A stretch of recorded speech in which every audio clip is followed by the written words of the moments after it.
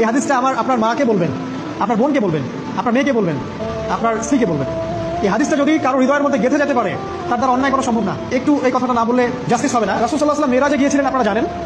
তিনি মেরাজের রাতে অনেক অলৌকিক জিনিস দেখেছেন, নবীদের সাথে সাক্ষাৎ করেছেন, ইভেন আল্লাহর সাথে কথা বলেছেন, আল্লাহ নূর দেখেছেন। এই সময় সবাই তাকে হাসি মুখের সম্বর্ধনা জানিয়েছিল।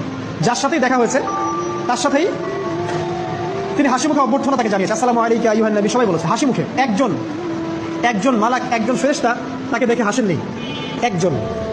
তারপরে কি জানেন, রাসূল সাল্লাল্লাহু আলাইহি ওয়াসাল্লাম অবাক হয়েছিলেন। তিনি বলেছিলেন যে, ইয়া জিবরিল, ওর চেহারাটা এত গম্ভীর কেন, সে আমাকে দেখে হাসছে না কেন, তার মুখে হাসি নাই কেন?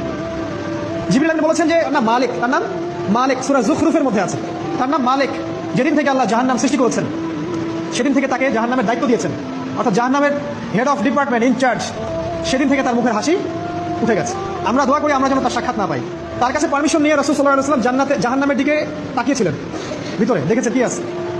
তিনি পরে যা ব্যাখ্যা করেছেন তা হলো, আমি দেখলাম সেখানে খালি মেয়ে আর সেখানে খালি নারী আর নারী।